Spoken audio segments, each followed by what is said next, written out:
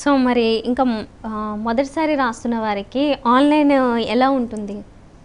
ఇది important. Examination first time రాస్తున్న వాళ్ళకి ఫస్ట్ బ్యాంక్ ఎగ్జామినేషన్ అనగానే ఒక విధమైన భయం, ఇది కాస్త డిఫికల్ట్గా ఉంటుందేమో అన్నటువంటి భయంగా ఉంటుంది. బట్ ఫస్ట్ థింగ్ ఏంటంటే ఆమె భయపడాల్సిన అవసరం లేదు.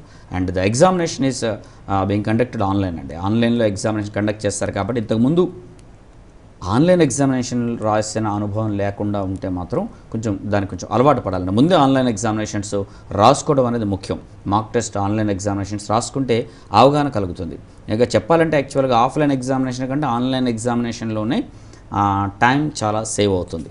అన్నెసరిగా మార్క్స్ ఒక క్వశ్చన్ ఆన్సర్ చేసిన తర్వాత దానికి మార్క్ చేయడానికి సపరేట్ పేపర్ చేతిలోకి తీసుకొని మార్క్ చేయడం పెన్సిల్తో, that and all was the old process. ఇప్పుడు అది లేదు కాబట్టి click of a mouse answer కాగానే ఇమీడియట్గా క్లిక్ చేసి అది అయిపోతూ ఉంటుంది కాబట్టి చాలా టైం సేవ్ అవుతుంది ఆ పద్ధతికి. అయితే ఆ పద్ధతికి ఏది ఏంటో అనేది ఎగ్జాక్ట్గా ఏ కలర్ దేన్ని చూపిస్తుంది, ఒకవేళ క్వశ్చన్ తర్వాత మార్క్ ఫర్ రివ్యూ అని పెట్టినప్పుడు ఏ కలర్లో ఉంటుంది, ఇలాంటివి కూడా వాళ్ళు ఒకసారి తెలిసి ఏం చేయాలి అనేది, అంటే ఎక్కువ టైం వేస్ట్ అవ్వకుండా రియల్ ఎగ్జామినేషన్లో రాస్తూ ఉన్నప్పుడు దానికి ఆ పద్ధతి అనేది మళ్ళీ కొత్తగా అప్పటికప్పుడు నేర్చుకోకుండా ముందే ఆ ఎగ్జామినేషన్ ఎలా ఉంటుంది అనేది వీలైనన్ని ఆన్లైన్ మార్క్ టెస్ట్లు చేసుకోవడం మాత్రం ముఖ్యమండి. అది చేసుకుంటే ఈజీగా ఒక ఎగ్జామినేషన్ రాయగానే అర్థమైపోతుంది, ఎంత సులభంగా ఉంది అనేది వాళ్ళకి అర్థమైపోతూ ఉంటుంది. అలవాటు అయిపోయిన తర్వాత వాళ్ళు చాలా రాస్తారు. బట్ ఎక్కువ రాయండి. 1 వీక్లో వీలైనటువంటి ఎగ్జామినేషన్స్ బాగా రాస్తే దానికి పెద్దగా ఇబ్బంది ఉంటుందని నేను అనుకోను, ఈజీగా రాస్తారు వాళ్ళు. ఓకే. సో జనరల్గానే ఎవరైతే ఉంటారో ఎగ్జామ్స్కి అటెండ్ అయ్యే వాళ్ళు జనరల్గా చేసే మిస్టేక్స్ ఏంటి, ఏమి చేయకుండా ఉంటే బెటర్? ఎస్, జనరల్గా చేసే మిస్టేక్స్ ఏంటంటే ఇప్పుడు ప్రిలిమ్స్కి వదిలేసి పర్లేదండి. జనరల్గా బ్యాంక్ ఎగ్జామినేషన్ ఉండేది ఏంటంటే వాళ్ళు క్వాలిఫై అవ్వాలంటే ప్రతి సెక్షన్లో విడివిడిగా క్వాలిఫై అవ్వాల్సి ఉంటుంది. అందుకనే వాళ్ళు ఏం చేస్తారంటే అది ఒక్కోసారి మర్చిపోయి ఒకే సెక్షన్ మీద కాన్సన్ట్రేషన్ చేయడం, అంటే వాళ్ళకి నచ్చిన సబ్జెక్ట్ మీదనే ఎక్కువ ప్రిఫరెన్స్ ఇవ్వడం లాంటివి చేస్తూ ఉంటారు. అందులో మార్కులు ఎక్కువ వస్తాయేమో కానీ మిగిలిన సబ్జెక్టులో మార్కులు తక్కువ వచ్చి ఫెయిల్ అవ్వడానికి అవకాశం ఉంటుంది. సో సెక్షనల్ కట్ ఆఫ్ ఉన్నప్పుడు అటువంటి మిస్టేక్స్ లేకుండా అన్ని సబ్జెక్ట్స్కు ఈక్వల్ ప్రిఫరెన్స్ ఇవ్వడం, నాట్ ఓన్లీ ఎగ్జామినేషన్లో రాయటం, దానికంటే ముందే ప్రిపేర్ అయ్యేటప్పుడే అటువంటి ఇది ఇవ్వాల్సి ఉంటుంది. అండ్ మోర్ ఓవర్ ఎన్ని క్వశ్చన్స్ అటెంప్ట్ చేయగలుగుతున్నారు. So bank examination is all about mind game అండి. అది నాలెడ్జ్ పెద్దగా ఉండాల్సిన అవసరం లేదు. 10th క్లాస్ స్టాండర్డ్తో ఉన్నటువంటి ఎగ్జామినేషన్ ఇది. సో ఎన్ని క్వశ్చన్స్ బాగా చేస్తారు, it is like 100 meter race అండి. అది ఎంతమంది అందరూ పరిగెత్తగలుగుతారు 100 మీటర్ రేస్, మరి ఎంత టైంలో వెళ్తున్నారు అనేది ఇంపార్టెంట్.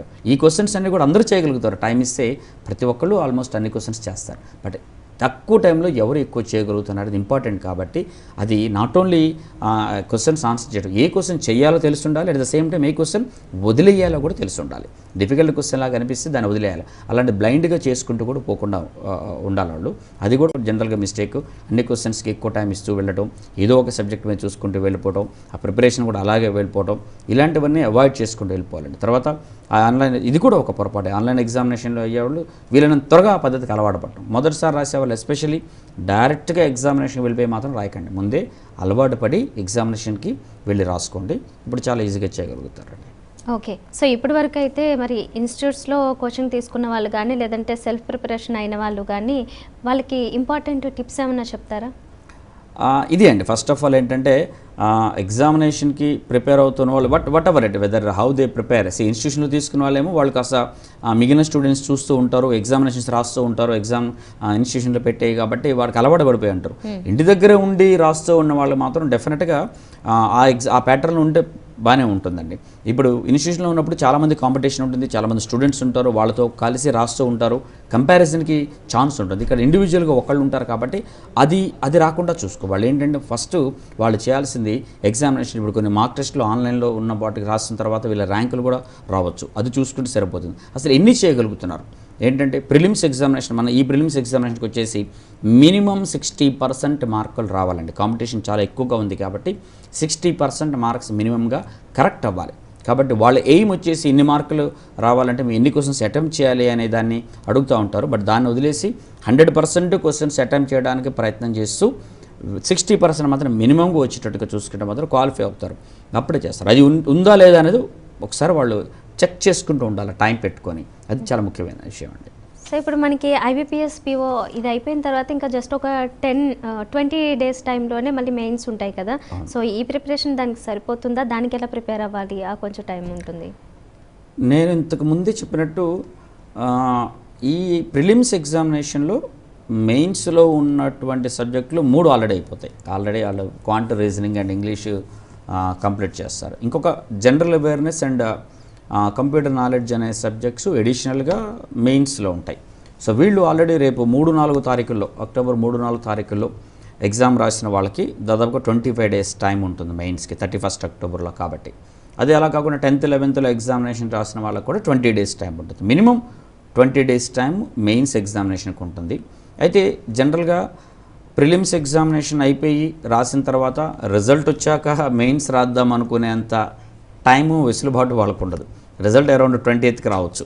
సో ఇంకొక 10 డేస్ 1 వీక్ టైం ఉంటుంది. అదంతా వదిలేసి ఆల్రెడీ ప్రిపేర్ అయిపోతారు కాబట్టి ప్రిలిమ్స్ కాగానే ఇమ్మీడియట్గా అసలు టైం అంటూ వేస్ట్ చేయకుండా వెంటనే ఈ 3 సబ్జెక్ట్స్ని బ్రషప్ చేసుకుంటూ వాళ్ళ other 2 subjects general awareness and computer knowledge 2 సబ్జెక్ట్స్ని ఎక్కువగా ఇంపార్టెన్స్.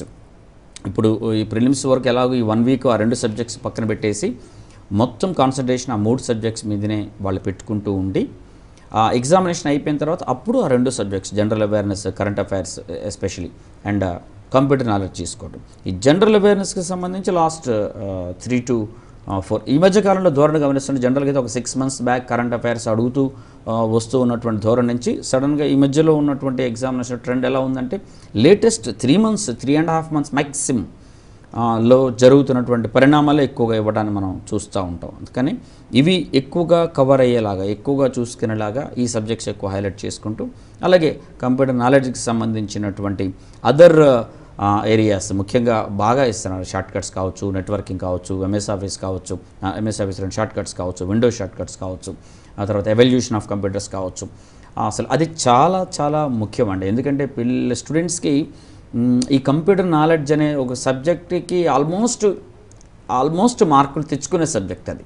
సో అక్కడ మనం ఒక్క మార్కు కూడా వెనకబడ్డా వేరే వాళ్ళకి వస్తుంటుంది. ఆల్మోస్ట్ 90% మార్కులు సహజంగా వస్తూ ఉంటాయి అందులో. అట్లా ఎందుకంటే ఆల్రెడీ కంప్యూటర్ ఒక సబ్జెక్ట్గా చదువుకుంటూ వస్తున్నారు ఇప్పుడు. కాబట్టి అలాంటి వీలైనన్ని తక్కువ మిస్టేక్స్ చేసేలాగానే ఉండాలి ఆ సబ్జెక్ట్లో. ఎన్ని ఎక్కువ మార్కులను కాకుండా వీలైనన్ని తక్కువ మిస్టేక్స్ చేసుకునేలాగా ఉంటే కంప్యూటర్ అనేది ఒక యాడెడ్ అడ్వాంటేజ్ అవుతుంది ఓవరాల్ టాలీ కోసం. ఆ 2 ఆ తర్వాత హైలైట్ చేసుకోవచ్చు.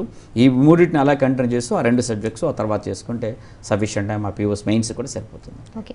సో వీటన్నింటి ప్రిపరేషన్ అనేది మళ్ళీ నెక్స్ట్ డిసెంబర్ దగ్గర కల్లా క్లరికల్ కూడా ఉంటుంది కదా ఐబీపీఎస్కి సంబంధించి, దానికి సరిపోతుందంటారా ఈ ప్రిపరేషన్? అబ్జల్యూట్లీ అండి. యాక్చువల్గా ఈ పీఓ ఎగ్జామినేషన్కి కరెక్ట్గా ప్రిపేర్ అయ్యి ఉంటే మాత్రం క్లరికల్ ఎగ్జామినేషన్కి ప్రిపరేషన్ అయిపోయినట్టే అయిపోతుంది. సో అందుకని అంత కంఫర్టబుల్గా ఉంటుంది. ఇదే examination but lower level of examination కాబట్టి అది అయిపోయినట్టుగా ఉంటుంది. సో అందుకని వీళ్ళ కాన్సన్ట్రేషన్ అంతా ఈ పీఓ టైంకి మ్యాక్సిమంగా కంప్లీట్ చేసుకుని ఫస్ట్ వీళ్ళ టార్గెట్ వచ్చేసి ఈ 3rd 4thలో జరిగేటువంటి prelims examination most important. Prelims తేలిగ్గా ఉంటుంది, క్వాలిఫైయింగ్ నేచర్ అని మళ్ళొకసారి చెప్తున్నాను అనుకోవద్దు.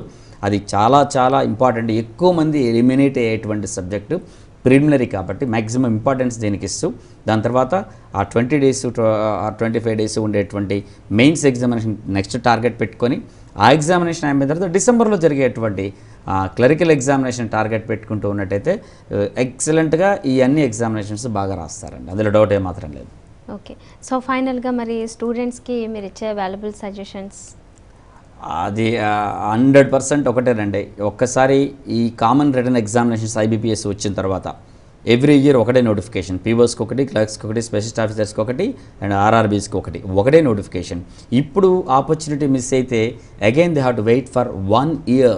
మళ్ళీ నెక్స్ట్ నోటిఫికేషన్ వచ్చేంత వరకు వెయిట్ చేయాల్సి ఉంటుంది. సో ఒకసారి ఆపర్చునిటీ పోతే మళ్ళీ నెక్స్ట్ మంత్ ఇంకో ఎగ్జామ్ ఉంది అనే అవకాశం లేదు.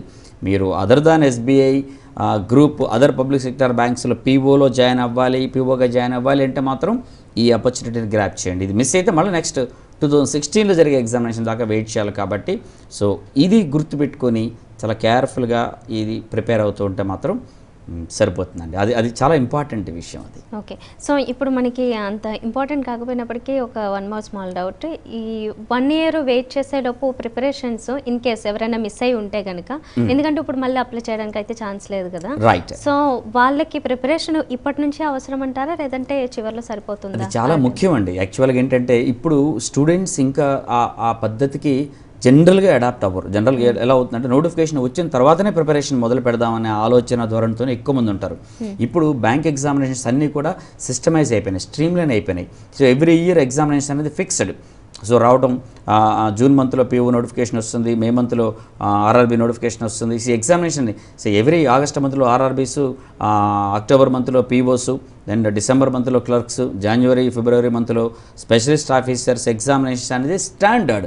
లైక్ యూపీఎస్సీ కండక్ట్ చేసేది, staff selection commission standard conduct చేసే విధంగా ఐబీపీఎస్ కూడా కండక్ట్ చేస్తూ ఉంది. కాబట్టి ఆల్రెడీ బ్యాంక్ ఎగ్జామినేషన్ రాద్దాము అనే ఆలోచన ఉన్నవాళ్ళు, ఇప్పుడు ఫైనల్ ఇయర్లో ఉన్నటువంటి స్టూడెంట్స్, గ్రాడ్యుయేషన్ ఫైనల్ ఇయర్ ఉన్న వాళ్ళ స్టూడెంట్స్ కావచ్చు, ఇప్పుడు గ్రాడ్యుయేషన్ అయిపోయి ఇప్పుడు బ్యాంక్ ఎగ్జామినేషన్ రాద్దాం అనుకున్న వాళ్ళు కావచ్చు, ఏవో కారణాల వల్ల నోటిఫికేషన్ చూడకుండా ఎగ్జామినేషన్ డేట్ అయిపోయిన తర్వాత రియలైజ్ అయిన వాళ్ళు కావచ్చు, ఇప్పుడు కొత్తగా నెక్స్ట్ ఇయర్ రాద్దాం అనుకున్న వాళ్ళ ప్రిపరేషన్ ముందే మొదలు పెట్టాల్సి ఉంటుంది, ఇప్పటి నుంచే మొదలు పెట్టాల్సి ఉంటుంది అన్డౌటెడ్గా. ఇప్పుడు స్టార్ట్ చేస్తే నెక్స్ట్ ఇయర్కి వాళ్ళు రెడీ అవ్వడానికి ఉంటుంది.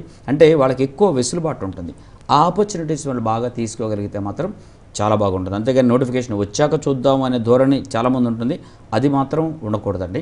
ముందే అయిపోతే నోటిఫికేషన్ వచ్చినా రాకపోయినా వాళ్ళకి పెద్ద సమస్య లేదు. ఎగ్జామినేషన్ ఎలాగో నెక్స్ట్ సెప్టెంబర్లో జరుగుతుంది, ఆగస్టులో ఆర్ఆర్బీస్, మళ్ళీ నెక్స్ట్ అక్టోబర్లో పిఓస్ అనేది వస్తుంది. కాబట్టి అది ముందే రెడీ అయిపోయి మానసికంగా దానికి ప్రిపేర్ అయితే మాత్రం చాలా ఉపయోగంగా ఉంటుంది. ఫస్ట్ టైంతోనే సక్సెస్ తెచ్చుకోవచ్చు. Okay, and one more doubt, ఈ ఎగ్జామ్స్కి సంబంధించి ప్రిపరేషన్ అయిన వాళ్ళు ఎవరికైనా ఇంకా వేరే ఏదైనా ఎగ్జామ్స్కి కాస్త ఏమన్నా యూజ్ ఉంటుందంటారా? 100% అండి.